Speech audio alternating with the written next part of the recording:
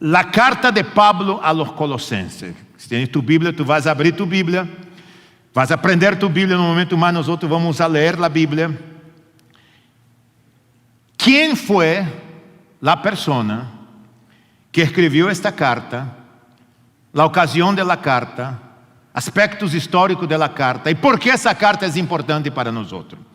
Tengo una nota para ustedes aquí en la pantalla sobre quién escribió la carta, el apóstolo San Pablo, aproximadamente en el año, escúchame bien, en el año 60 y 62, entre esa fecha, DC, después de Cristo. Ahora Pablo estaba bajo arresto domiciliario en Roma y él estaba esperando ser juzgado después de apelar ante el emperador romano Nerón. Sin perder tiempo, Pablo tomó la oportunidad para escribir y fortalecer a las iglesias en Colosas, una ciudad al suroeste de lo que es hoy la llamada Turquía. Entonces, Colosas es una ciudad, está en Turquía. Colosenses son las personas que viven en Colosas, como por ejemplo, los que nacen en Amazonas, allá en Brasil, son los amazonenses, right? Amazonenses, Amazonas.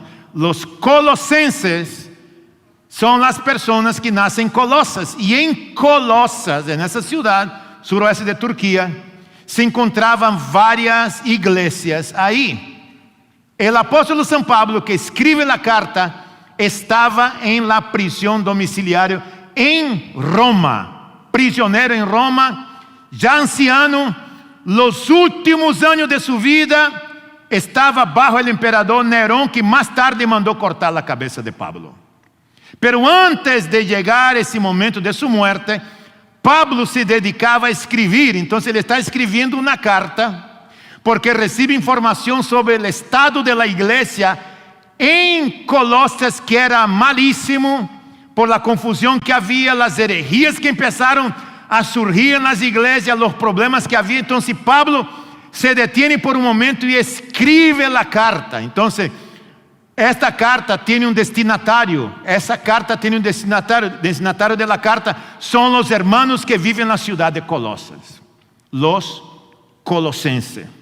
Y uno se pregunta, carta, sí, carta, porque en la Biblia hay libros y hay evangelios y hay cartas.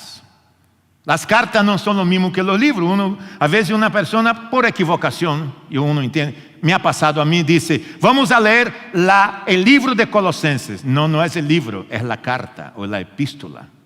El libro de Apocalipsis, el libro de los Hechos, pero las cartas son diferentes de los libros.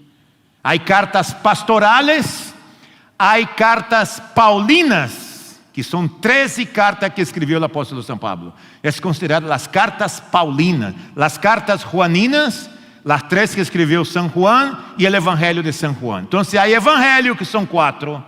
Hay libros en la Biblia y hay cartas o epístolas, que es el mismo. Entonces Pablo escribe esta carta destinada a los hermanos que están en la ciudad de Colosas. Y es tan interesante que él nunca estuvo ahí.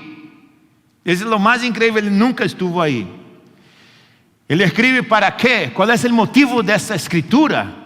¿Sabe por qué? Déjame leer porque tengo en la pantalla para ustedes. Pablo escribe a las iglesias de Colosas para corregir errores doctrinales que surgieron y se propagaron entre ellos. Había muchas herejías, como el culto a los ángeles, que estaba intentando decir a los cristianos que ellos deberían adorar a los ángeles. Pablo corrige esto. Luego estaba el gnosticismo, y era el gnosticismo pagano, en el cual ellos recibían revelación superior a los apóstoles, y decían que Cristo no murió, sino el hombre Jesús murió. Escúchame bien, decían los gnósticos que no fue Cristo quien murió, porque Dios no muere. Quien murió fue el hombre Jesús que murió. Y no solamente esto, Pablo escribe para animar a los hermanos y fortalecer su fe. El gnosticismo era terrible porque era una filosofía humanista que se creían muy superiores y era una mezcla de filosofía oriental con el legalismo judío. Entonces lo que ellos estaban tentando aquí era decir a los cristianos: hey, Jesucristo no es lo que ustedes han pensado. Realmente Jesucristo no murió, porque Dios no muere. Dios no es masoquista de morir y luego resucitar. ¿Para qué Él va a sufrir? Dios, eso no ha pasado. Entonces el gnosticismo viene de una forma tan increíble porque el grupo de los gnósticos que es conocido aquí, que tenemos hoy por todos lados en ese planeta Tierra, estaban simple y sencillamente intentando desplazar a Jesucristo, quitar a Jesucristo del centro del cristianismo, y no podían. ¿Alguna vez tú has escuchado una persona decir o has leído aquella famosa frase que nació en la filosofía gnóstica? Nació ahí, si tú no sabías. Aquella famosa expresión que dice así: ¿por qué existe la maldad? Dice la gente, los gnósticos. ¿Por qué existe el mal en el mundo si el mundo fue creado por un Dios santo? ¿Por qué existe el mal en el mundo si el mundo fue creado por un Dios santo? O algunas personas dicen así: si Dios es tan bueno, ¿por qué Él permite la maldad? ¿Has escuchado alguna vez? Sí. Ese es el gnosticismo. Ese es el grupo herético en aquel contexto. Entonces Pablo toma toda una carta y escribe de la cárcel para combatir las herejías que había ahí y para levantar el nombre de Jesucristo y traer Jesucristo en el centro de todo. Por eso Pablo, la semana pasada cuando leímos, Pablo dice: Él, Jesucristo, es la imagen del Dios invisible. Tú quieres ver a Dios, tienes que ver a Dios, y puedes ver a Dios a través de la persona de Jesucristo. Él es la imagen del Dios que tú no puedes ver, pero lo vas a ver en la persona de Jesucristo. La imagen del Dios invisible. Dice Pablo que Él es la cabeza de la iglesia, Él es el primogénito. Pablo exalta, levanta la divinidad de Cristo, porque esos grupos no creían en la divinidad de Cristo como hoy día. En tu trabajo quizás te tocan a la puerta y la primera cosa que te hace cuando te tocan la puerta, te preguntan: ¿tú sabes cuál es el nombre de Dios? Y tú dices: Dios. No. Y ahí te sacan una otra Biblia, otro versículo, y empiezan a enredarte. Tu amigo de trabajo que dice: hey, tú has probado la nueva era, tú sabes que es la nueva era, el budismo, ciencia cristiana, ¿por qué no prueba eso? ¿Cómo que tú vas a creer en un Jesús que murió, que resucitó? Entonces empiezan a surgir, hay muchos grupos en el mundo todo, por todos lados hay, para justamente confundir, desviarse del camino. Y lo que hace Pablo entonces dice: hey, Él es la imagen del Dios invisible, el primogénito de toda creación, no hay nadie como Él. Entonces exalte el nombre de Cristo, exalte el nombre de Cristo. La otra cosa es el contexto histórico de esta carta. El contexto histórico, lo tengo ahí. Y en ese contexto histórico es una cosa importante entender que Pablo no fundó la iglesia de Colosas. Pablo era un misionero, viajaba por todos los lugares, llegaba a un pueblo, él empezaba una obra misionera, colocaba un líder y se iba, empezaba otra iglesia, un líder y se iba. Pero en ese caso él nunca fue a esta ciudad, nunca llegó ahí. Está escribiendo una carta a unas personas que él no conocía, pero que había oído hablar de la fe de cada uno de ellos. Nunca había estado allí, sino que fue fundada esa iglesia por un discípulo llamado Epáfras. Y tú puedes leer en el capítulo 1, versículos 5 y 8. Epáfras aparece ahí, un discípulo de Pablo, un discípulo de Cristo que fundó esa iglesia. Y Pablo reconoció la obra pastoral de ese discípulo. La iglesia en Colosas era una iglesia mixta. Había muchos gentiles y había muchos judíos convertidos. Entonces Pablo escribe esta carta importante para nosotros con la intención de exaltar la divinidad de Cristo, de exaltar el poder del Señor. Es increíble.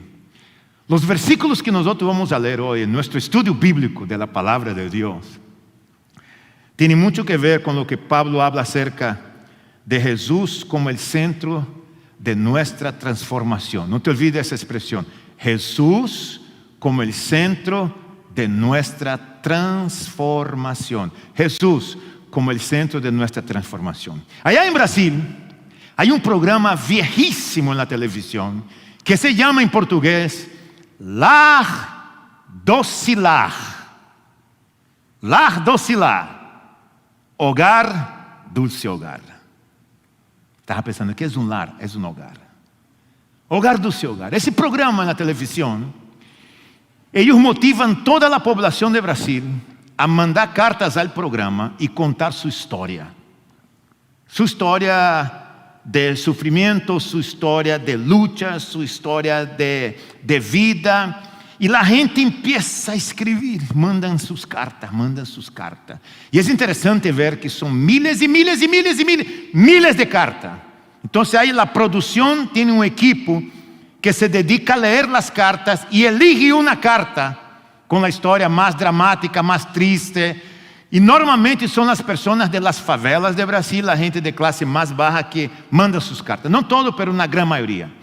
Cuando ellos eligen una carta con una historia impactante de una familia pasando necesidad, quizás perdió un ser querido, quizás es una familia que vive en una casa que se está cayendo, no terminaron de construir, hay mucha gente en esa casa, es dramática la historia, porque tú sabes, la televisión le gusta el drama.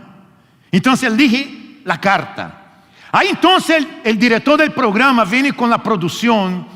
Llega al lugar a donde está la casa, él está disfrazado, la gente no sabe, la televisión está ahí, y él llega entonces, empieza a hablar con el dueño de la casa, contar una historia, y luego él revela, tu familia, ustedes fueron elegidos para el programa Hogar, Dulce Hogar. Ahí la persona empieza a llorar. ¿Qué quiere decir esto? Quiere decir que nosotros vamos a transformar tu casa. Entonces, todos los miembros de la casa, son enviados a unas vacaciones de 15 días. Lo mandan para Río de Janeiro, pero dentro del país. Lo pagan hotel, comida, carro. Esta gente que nunca estuvo en un hotel en su vida, no sabe nada y están disfrutando, los niños, todo el mundo que vive en esta casa se van de vacaciones. Ahí el equipo tiene 15 días para transformar esta casa. Y en esa transformación implica en remodelar el baño, el cuarto, el patio, derrumbar la sala, hacer otra sala, pero la casa no puede ser derrumbada, tiene que permanecer la misma casa. Y ellos trabajan. Entonces lo que hace la producción del programa consigue patrocinadores. Una empresa de construcción, una empresa que va a dar los utensilios de la casa, la otra empresa va a comprar computadora para los niños, la otra empresa va a conseguir los muebles de la casa y empiezan a trabajar. Y tú ves el proceso en el programa, todo el proceso, la familia disfrutando, pasa, 15 días pasaron. Entonces mira lo que pasa. Llegaron los 15 días, traen la familia de regreso, el barrio todo se reúne enfrente a la casa y enfrente a la casa hay una cortina enorme, bien grande, tapando toda la entrada de la casa. Entonces bajan del carro con los ojos tapados toda la familia que vivía en esa casa y toda la televisión piden que quite la venta. Entonces cuenta de 1 a 3 y van y 1, 2, 3 y remueven la cortina y la casa está completamente transformada. Ellos no pueden creer. Entonces ahí tú vas a ver la gente llorando, tú vas a ver la gente emocionada. Entonces, ¿sabes lo que ellos hacen? Toman los miembros de la casa y los llevan por un tour dentro de la pequeña casa. Ahí aparece en el video el baño antes y el baño después. La sala antes, la sala después. El patio antes, el patio después. Y empieza a enseñar lo que estaba sucediendo. En la vida cristiana, cuando Jesucristo viene a este mundo, y tú y yo reconocemos quién es Él como pecadores que somos, y entregamos nuestra vida a Él, el Espíritu Santo entra en nuestra vida, entonces dentro de nosotros empieza un proceso de transformación. Pero esa es una transformación completa. Y esa transformación es a través de un proceso efectivo, lento, y Dios empieza a transformar. Dios no derrumba la casa, es la misma casa, es el mismo individuo, pero empieza una transformación en la forma de pensar, una transformación en la manera de caminar, una transformación en la forma de ver la vida. Dios empieza a transformar las diferentes áreas de la vida, el baño, el patio, los cuartos, la sala, todas las áreas de la vida del creyente van sufriendo un cambio gracias a lo que el Espíritu Santo empieza a hacer en la vida de esa persona. Es algo lindo. Y esta es una transformación completa. Y no se necesita de sociedad con otras compañías, con otro grupo, con otra religión para el cambio. En el programa Hogar Dulce Hogar hay patrocinadores.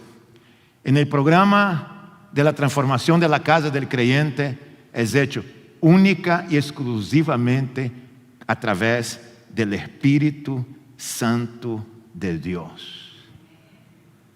La palabra que nosotros tomamos del español, la palabra transformación, viene del griego metamorfos, que es la palabra que nosotros usamos como metamorfosis. Escúchame bien.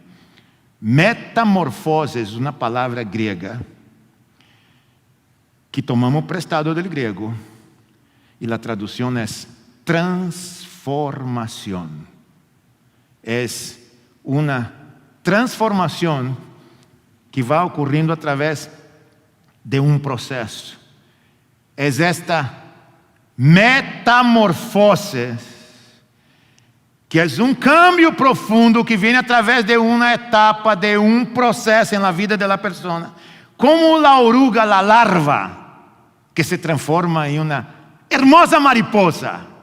Cuando tú tengas oportunidad, mira el video, vete a YouTube, a Google, y mira el video de la transformación de la oruga o de la larva, cómo se va transformando ese capullo, cosa horrible, fea, y de ahí sale una mariposa.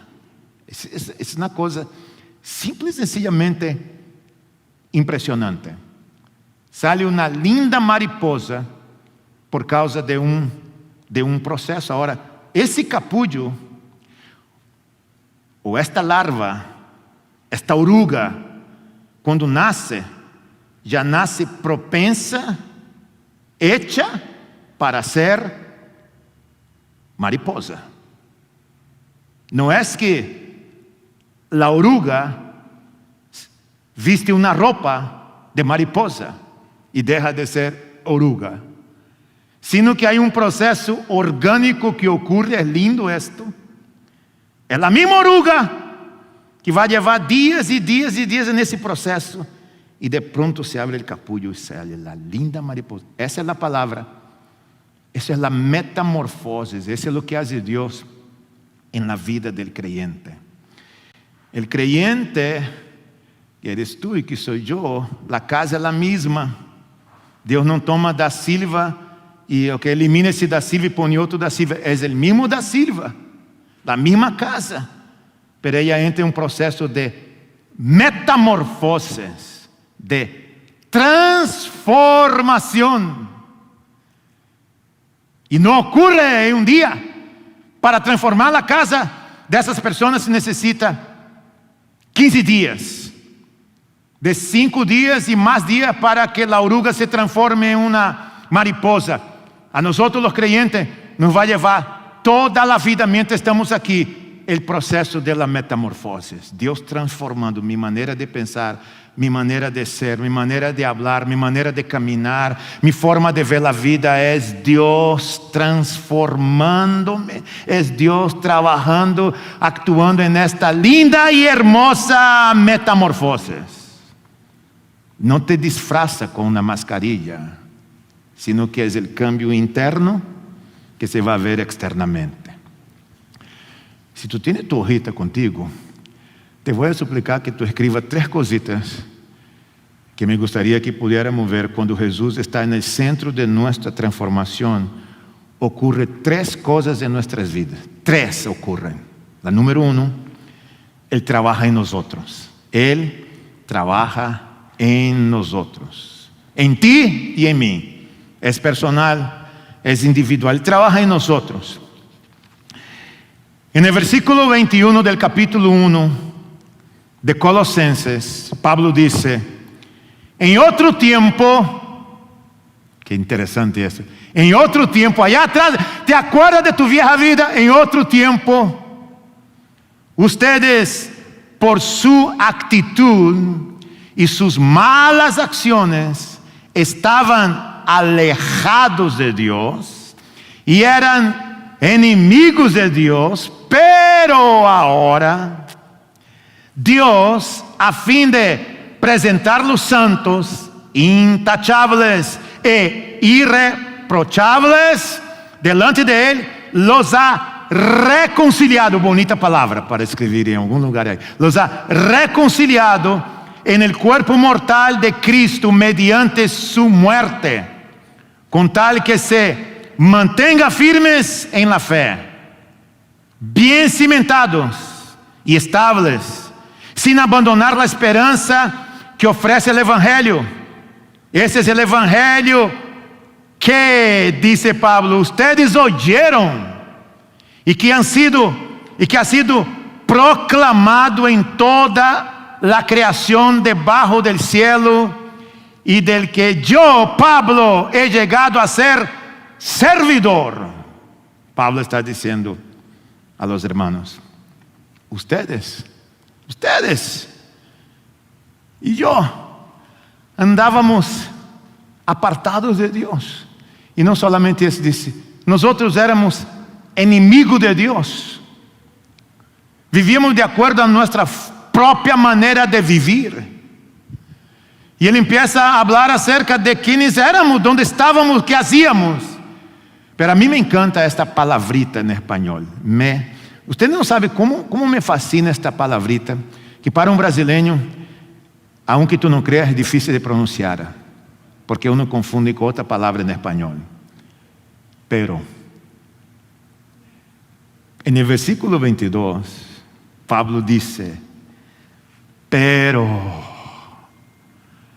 Esta palabrita es una conjunción en nuestra gramática que simboliza un cambio.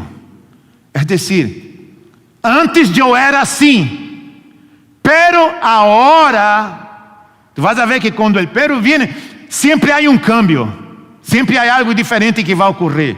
Es un contraste. Era, pero ahora, sin embargo, pero ahora es diferente. Pablo está diciendo que nosotros andábamos apartados de Dios, pero ahora reconciliados en la persona de Jesucristo. Es lo que él dice. Antes sin Él, pero ahora en Él y con Él. Antes alienados, pero ahora incluidos en la familia. Somos parte de esa familia. Es lo que dice: antes ustedes eran hostiles, antes ustedes eran malvados, pero ahora somos apartados. Ahí viene la palabra santo, apartados, dice.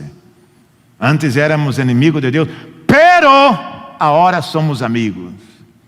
Y no solamente que Dios está cerca de nosotros, sino que está en nosotros. Y Pablo está diciendo a los hermanos en la ciudad de West Palm Beach, a los hermanos que están conectados con nosotros en las redes sociales: Dios sigue trabajando en nosotros, sigue trabajando en nosotros. Es un trabajo individual, es un trabajo personal. Ahora yo me pregunto, aquí entre nosotros que están allá, yo me pregunto, ¿por qué hay creyentes? Y les voy a hablar bajito para que la gente no escuche. ¿Por qué hay creyentes que no cambian?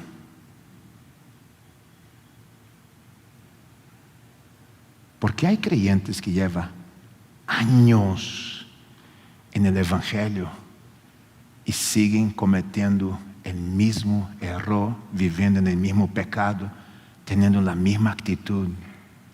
Porque hay personas que se dicen cristianas, que aman a Dios, que tú no ves ningún cambio externo en su vida. Tú dices, el evangelio pasó lejos de aquí. Igual había en la iglesia de Colosas muchos así. Y quizás podríamos hacer una lista de por qué la persona no cambia, pero yo creo que una de las dos razones principales por qué un creyente no cambia: uno, por causa de su orgullo; dos, por causa de su prepotencia. Orgullo y prepotencia. No necesito. Y es más increíble es ver que él siempre dice que el otro tiene que cambiar, que la otra persona es la que está mal y ella es la que tiene que sufrir un cambio en su vida, pero él no ve su propia vida. ¿Por qué? ¿Por qué no hay un cambio? ¿Por qué demandamos cambio de algo que nosotros mismos no creemos y ni siquiera cambiamos? Pablo está diciendo que Cristo Jesús no solamente está cerca, pero está en nosotros. Es un misterio tan lindo, un misterio impresionante, porque yo me pongo a pensar, ¿cómo es posible, mis hermanos? Piense conmigo, ¿cómo es posible que el mismo Dios del universo, el gran yo soy, el todopoderoso, el Dios eterno, el Dios santo, vive adentro de un pecador? ¿Me escuchaste? Que tu cuerpo es templo, es morada de Dios. Por eso es que, como Él es morada de Dios, ese cuerpo, y el Espíritu Santo vive adentro del creyente, solo del creyente, de lo que es nacido de nuevo, entonces adentro del creyente empieza una metamorfosis, un cambio, un proceso. Si tu vida no está sufriendo un cambio, tú necesitas ayuda. Necesitas reevaluar tu teología cristiana. Necesitas buscar a alguien que te ayude a pensar si realmente un día tú entregaste tu vida a Cristo, si realmente tú eres creyente. Porque de acuerdo a Pablo, el creyente, nacido de nuevo, es una persona que no quiere vivir la vida anterior. No quiere seguir siendo desobediente, siendo malvado, alejado de Dios, que solo necesita a Dios cuando tiene necesidad. No, el creyente de verdad, el creyente nacido de nuevo está en ese proceso de la metamorfosis. Si tú no estás en ese proceso, algo está pasando en tu vida. Déjanos ayudarte, si es que podemos ayudarte con eso. La segunda cosa que aprendemos aquí es que Él, Jesucristo, trabaja entre nosotros. Él trabaja en nosotros, pero trabaja entre nosotros. Versículo 24, ahora me alegro en medio de mi sufrimiento por ustedes. Y voy completando en mí mismo lo que falta de las aflicciones de Cristo en favor de su cuerpo, que es la iglesia. Pablo está en la cárcel, está sufriendo, está pasando necesidades, pero él se acuerda de lo que ha escuchado acerca de sus creyentes. Y él habla de su propio sufrimiento. Y él ha escuchado acerca de lo que Dios ha obrado en la vida de esas personas. Y cuando yo me pongo a pensar en eso, yo me pongo a pensar en esa iglesia, en la iglesia familiar. Dios ha obrado en nuestra familia como iglesia de una manera maravillosa. Yo con estos ojos he visto aquí en nuestras congregaciones, he escuchado de Sherbrooke, he escuchado de la iglesia familiar Downtown con Pastor David Ramos, milagros, poder de Dios, transformación, tanto emocional como transformación física. Hemos visto Dios sanar enfermedades que los médicos han dicho, no hay cómo buscar sanidad en la medicina, y eso no existe. Hemos visto Dios hacer esto entre nosotros. Hemos visto Dios reconciliar familias que no se hablaban, que se odiaban, y Dios a través del Espíritu Santo ha reconciliado familias. ha reconciliado un matrimonio que estaban separados, apartados, que no querían saber uno de otro. Dios ha reconciliado padres y hijos. Hemos visto grandes milagros en nuestro medio. Hemos visto Dios proveer trabajo, Dios proveer habitación, Dios proveer moradia, carro para la gente que no tenía absolutamente nada. Y hemos visto eso en medio de la iglesia. Porque Dios no solamente trabaja individualmente, pero Él trabaja en el cuerpo, entre nosotros, que es la iglesia. ¿Cuántas y cuántas personas no hemos visto Dios prosperar, Dios proveer y Dios cuidar? Esa es la iglesia. Por eso Pablo dice que Él también trabaja a través de nosotros, en nosotros, entre nosotros, a través de nosotros. Y el versículo 28 dice: a este Cristo proclamamos, aconsejando y enseñando con toda sabiduría a todos los seres humanos, para presentarlos a todos perfectos en Él. El 29 dice: con este fin trabajo y lucho, fortalecido mejor dicho, por el poder de Cristo que obra en mí. Pablo está diciendo: mis hermanos en Colosas, mis hermanos por el resto del mundo, dejemos que Dios siga trabajando a través de nosotros. Dejemos que Dios siga proclamando el evangelio a través de nosotros. Y Él a través de nosotros, ¿sabe lo que hace Dios a través de nosotros? Bendice a otros.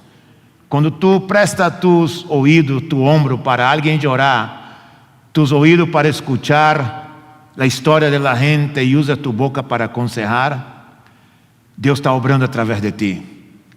Cuando tú oras, intercede por alguien, Dios está obrando a través de ti. Cuando tú sirves en la congregación, sirve a la ciudad, sirve a tu comunidad, Dios está obrando a través de ti. Eres el canal de bendición. Es Cristo mismo fluyendo a través de ti. Al final del día, nosotros somos los ojos, los oídos, las manos y los pies de Jesucristo en la tierra. Esa es la iglesia. Tú eres los ojos, el oído, las manos y los pies de Jesús. Jesús se fue, pero dejó la misión a la iglesia, que somos cada uno de nosotros que estamos aquí. Déjame terminar haciéndote unas cuantas preguntas, para ti nomás. Oye, cuando alguien te pregunte a alguien, tú no puedes hacer así. Yo creo que para ti. O tampoco puedes decir: ay, si mi marido estuviera aquí hoy para escuchar eso. ¿Has escuchado eso alguna vez? Chanfle, mi mujer no vino. Hubiera traído. Déjame preguntarte algo aquí. Entre nosotros aquí, mientras los muchachos se preparan para que cantemos la última canción. Pero dame tu atención, que está en las redes sociales, los que están aquí conmigo, por un minuto. ¿Cuáles son las áreas de tu vida?